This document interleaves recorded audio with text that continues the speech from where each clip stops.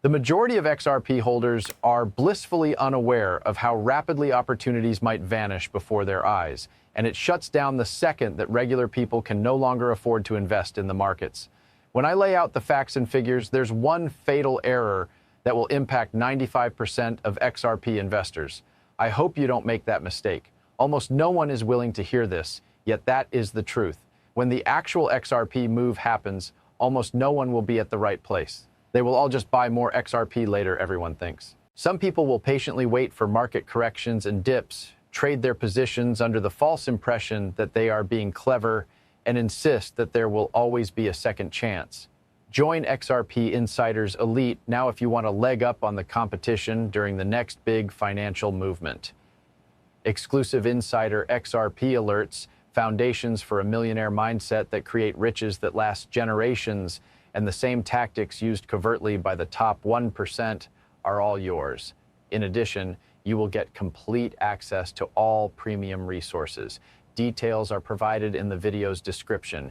Get 10% off with the code MILLIONAIRE. PS, because this is something that very few people grasp. The way institutional markets function is different from this illusion that you can just purchase the dip when prices drop. Timing XRP, according to many, will be just as easy and predictable as trading any other cryptocurrency. Some people think it's possible to get out when prices are high, wait for prices to drop, and then get back in when prices are low, as if nothing occurred. They have complete faith in that strategy and refuse to consider any alternatives. I manage a private trading group and am involved in the cryptocurrency market around the clock. Despite my extensive knowledge and equipment, I was unable to sell XRP for more than $3 in order to reinvest it. Why? Because the real threat in the XRP market isn't fluctuating prices, but rather the liquidity that is vanishing before your eyes while you patiently wait for the ideal entry point. This is the one slip-up that will cause 95% of XRP holders to lose money. Not only is the buy the dip mentality incorrect, it's harmful. The declines in value of most assets follow regular patterns that are based on the cyclical nature of the market. Everything changes, though, when XRP stops behaving like a retail asset and starts behaving like an institutional-grade liquidity vehicle. As a market moves away from being driven by retail and toward being driven by institutions, price becomes less important.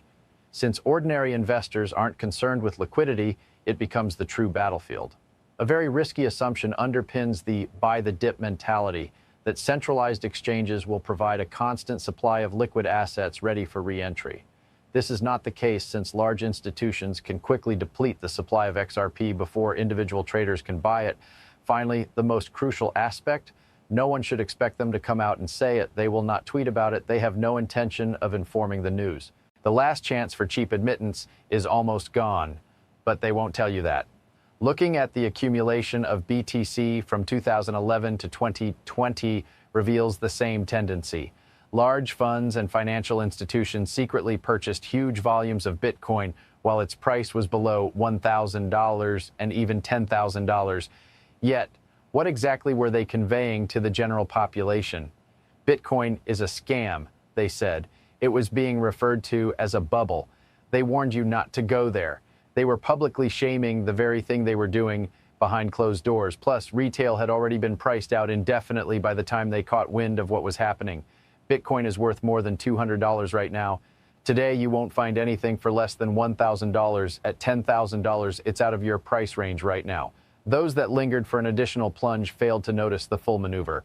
It wasn't because they misjudged price trends. Rather, the liquidity window shrank before they could act. Put the same dynamic into play with XRP, but this time with far bigger players. These days, XRP trades differently than other cryptocurrencies. Just like a rail system for future global settlements, it trades. No retail traders randomly scalping 5% candles aren't the ones who actually buy.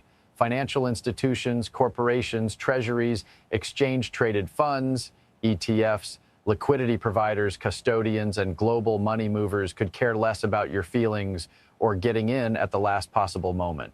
And they don't think things will go backwards before acting. They run their business with the mindset of securing as much supplies as possible before anybody else gets up. This is why the timing is absolutely crucial. All bets are off as the market enters its institutional phase. The stock runs out. The order books are getting thin. Colossus of the market. In this case, speculation gives way to a reflection of shortage in pricing. At that point, retail becomes permanently out of reach financially. It won't happen when XRP reaches $10, $20, or $100. When exchanges run out of valuable XRP to sell, retail becomes unfeasible. When the amount of blood that can be circulated is significantly reduced from its previous level. When settlement flows in the trillions of dollars take the lead in driving liquidity rather than weekend traders. This is the most painful aspect. When the retail sector looks at the charts, they will assume everything is okay. RSI will be on their radar. Their focus will be on moving averages. Support zones will be monitored. A supply shock, however, will go unnoticed by the graph. Liquidity evaporation cannot be predicted by technical analysis. When the last cheap XRP is sold, you won't get a notification from an exchange. Even after market makers have left, Coinbase would not inform you. You might as well just wake up one day and remember the one crucial window you passed up. Many believe they will see red flags. Their expectation is that a major announcement is imminent. Institutional buyers, they reason, will be slow and obvious. However, that is not the way accumulation occurs. It occurs invisibly. This takes place when all eyes are elsewhere.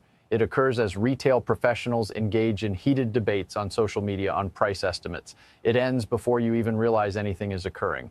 Since the majority of individuals are oblivious to the significance of exchanges in that equation, here is where the actual risk arises. Trading XRP on an exchange is different from dealing with the liquidity that banks and other large organizations use.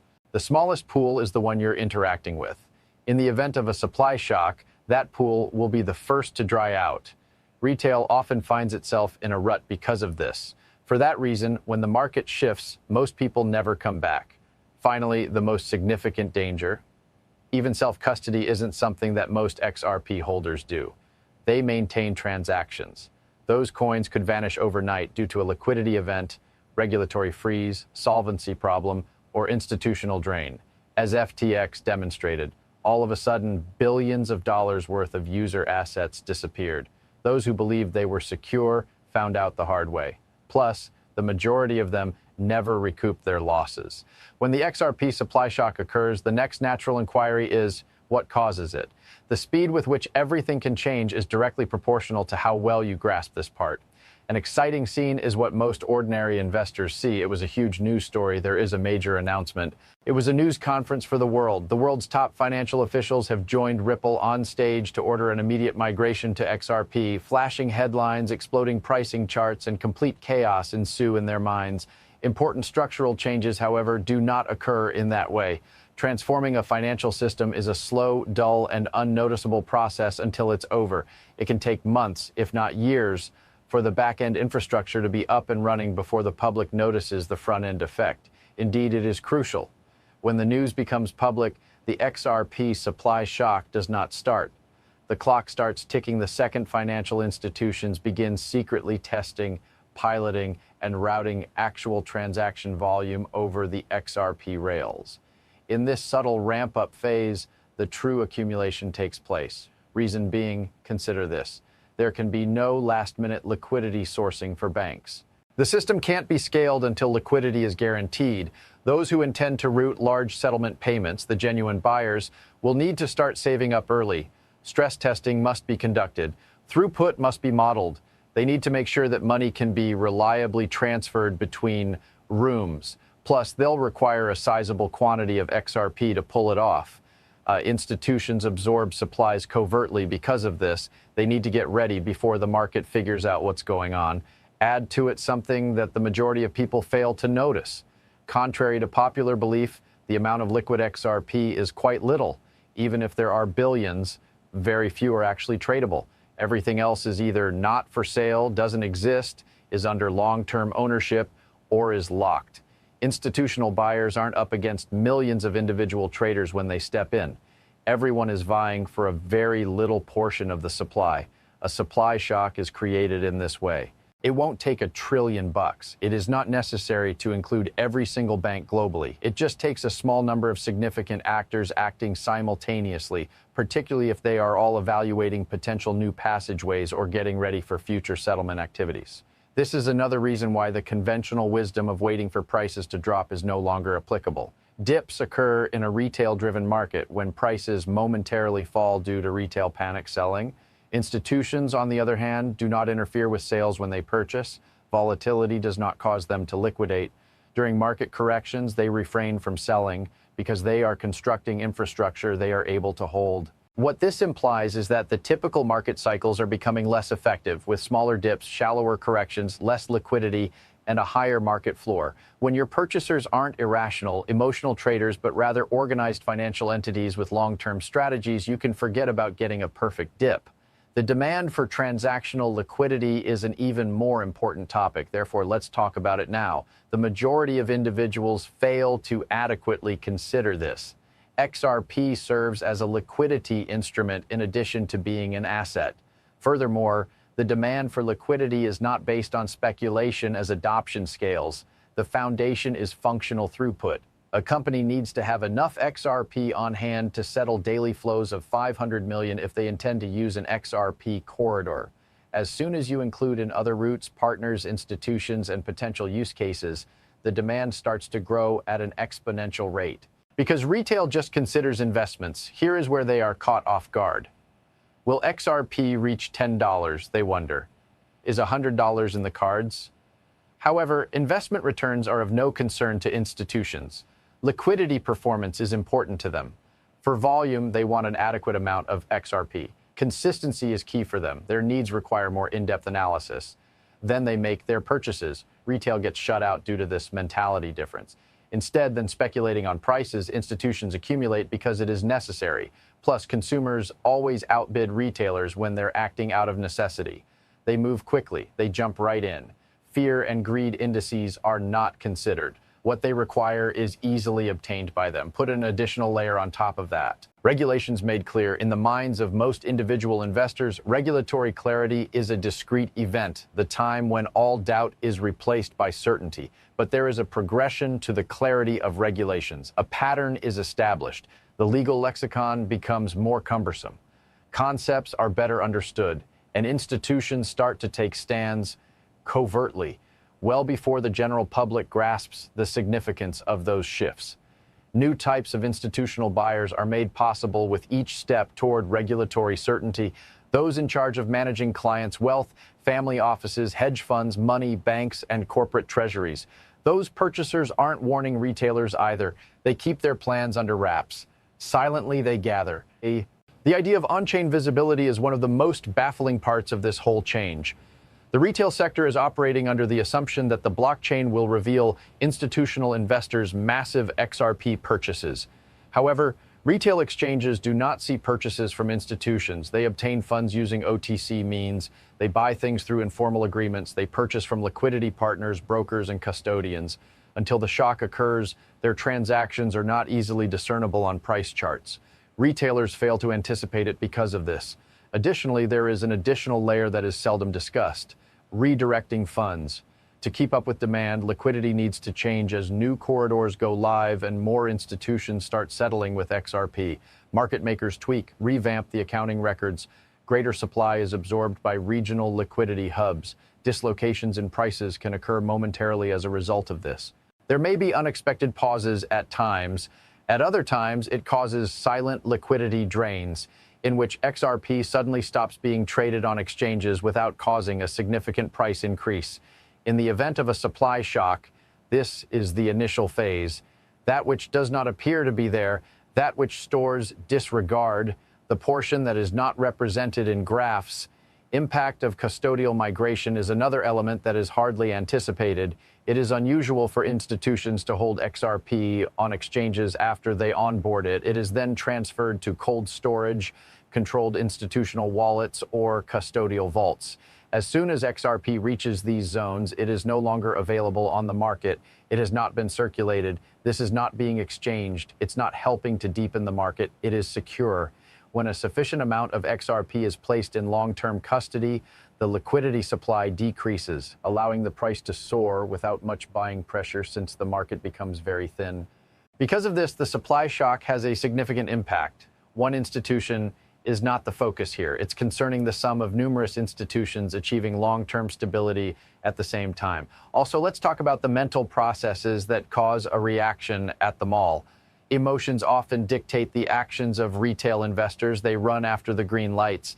If the price remains stagnant, they will panic. They anticipate regularities. However, organizations do not hold such an opinion. Their planning spans years. As time goes on, they build up. Headlines have no effect on them. They are responsive to tactics. Institutions amass while retail hesitates. Institutions buy up the order books when retail hopes for falls. As the retail sector waits for confirmation, institutions move forward based on confidential information, partnerships, schedules, settlement testing phases, and internal demand forecasts.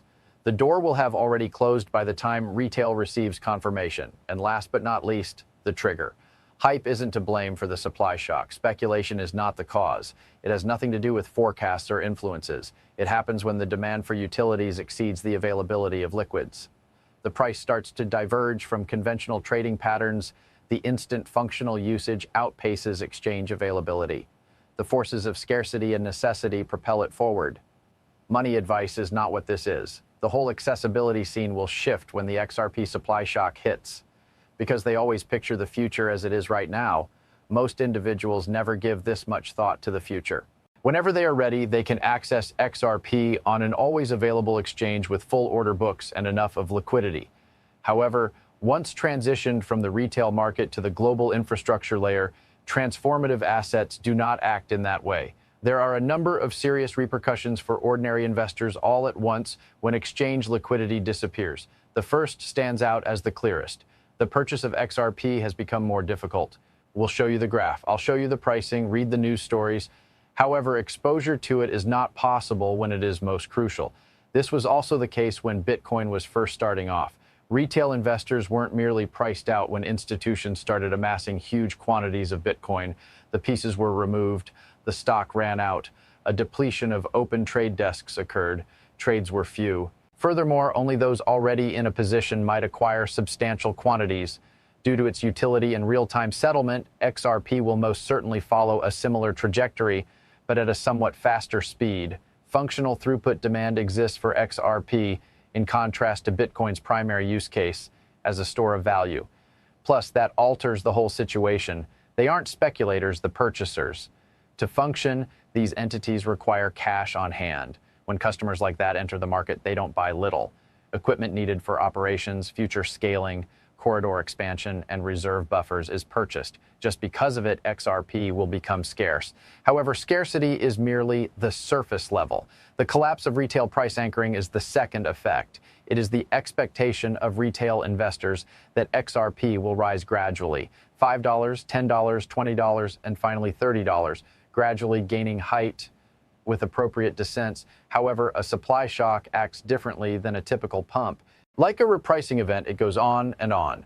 The rising market is irrelevant. The story goes like this. The market immediately recalculates after recognizing it mispriced the asset for years. This is the mechanism that allows assets to rapidly transition between different price ranges. They are unable to grind through resistance levels because the liquidity that typically generates such levels has disappeared. Due to thin order books, a tiny quantity of money can have a large impact on price. Institutions revise their models when they see that supply isn't flowing back into exchanges. When this happens, retail loses all sense of time trying to keep up with the price increase. Thirdly, there is a psychological impact. And this is the part that surprises the majority of folks. The general public's investment confidence in XRP plummets as its availability declines. Reason being, they just realize they can't get their hands on the asset for any price they're comfortable with, not because it's expensive. A tidal surge of demand motivated by dread ensues. Fear of permanent exclusion rather than FOMO as often understood. Everyone starts to panic, reloading charts and monitoring every exchange in the hopes of a last-minute sell-off correction or opportunity that will most likely never arrive. The supply shock is already happening, and this panic demand is making it happen faster. Every asset class that went from being considered early stage to institutional grade followed this identical trend. When doors closed on Bitcoin, rare commodities, land, metals, or even stocks before they were widely available, they didn't reopen. Those in retail never received the entries they had requested. They weren't priced out due to a lack of interest, but rather an unrealistic expectation that was too high. An increase in secondary price premiums is the result number 4. Asset premiums are instituted by alternative markets when exchange liquidity is low or trade is temporarily halted owing to congestion. Because of this, the quoted price on big exchanges might not reflect the price users pay on alternative sites. During early Bitcoin supply squeezes, premiums might reach 20%, 40%, or even 80% across regions or exchanges. Because supply becomes the main concern, retail investors may be compelled to buy at even higher prices than what the official chart indicates if XRP undergoes a similar phase, which is quite probable. Price takes a backseat to accessibility when liquidity is no longer a given but an option. Loss of user-friendly trading tools for retail traders is another unintended consequence. Setting limit orders, laddering your buys, DCA, hedging your positions, and managing risk are all possible when the market is liquid. However, this becomes much more challenging when the liquidity of XRP runs out. We may not be able to fulfill your requests. Prices can suddenly skyrocket beyond your budget. The sliding gets really rough. People who trade in an atmosphere where options are plentiful suddenly find themselves in a world where options are scarce. This is why retail is structurally and financially priced out by the supply shock. One of the most baffling parts of this whole thing is the part that liquidity providers play. Institutional desks, liquidity providers, and market makers mediate transactions between sellers and purchasers. They make sure that spreads don't get too far. Achieving depth is within their capabilities. They level out fluctuations. However, liquidity providers encounter a distinct set of motivations when there is a supply shock. Market makers would be foolish to maintain large quantities of XRP on exchanges if the price is going up and liquidity is going away. They extract funds, they restrict entry, they expand the range. Also, big orders are being limited by exchanges. As a result, XRP becomes visible to the typical retail investor, but they are unable to engage with it in any significant way. I don't mean that the system is flawed. I mean that it has progressed beyond the point where retail access was the primary focus. This is the turning point when it all becomes clear. Markets that have entered institutional territory cannot be re-entered. There is a window of opportunity to amass assets before they are consumed by infrastructure demands. Following that point, the market takes on a new character and sets of regulations. Here is where the ultimate consequence, the irreversible change in storyline, hits the most. Everything changes when institutions become the main holders of XRP. The media's portrayal shifts. Opinions of analysts often vary. Various liquidity models evolve. The asset is now seen as a fundamental financial tool rather than a speculative gamble. Plus, once that storyline takes shape, ordinary people can't control the market price. They stop taking part and start watching. Hence, the time is right to take advantage of this opportunity before the supply shock, XRP's infrastructure grade, and the liquidity window close. Simply said, that window will never open again after it shuts, according to history. A subscription to XRP Insiders Elite is a must if you wish to be abreast of the upcoming financial revolution. Exclusive XRP Insider alerts, frameworks for the millionaire mindset that help investors create wealth that lasts generations, and techniques utilized covertly by the crypto elite's top 1% are all at your fingertips. Plus, get access to all premium resources at your fingertips. The video description has all the links, and if you use the code MILLIONAIRE at checkout, you'll get 10% off.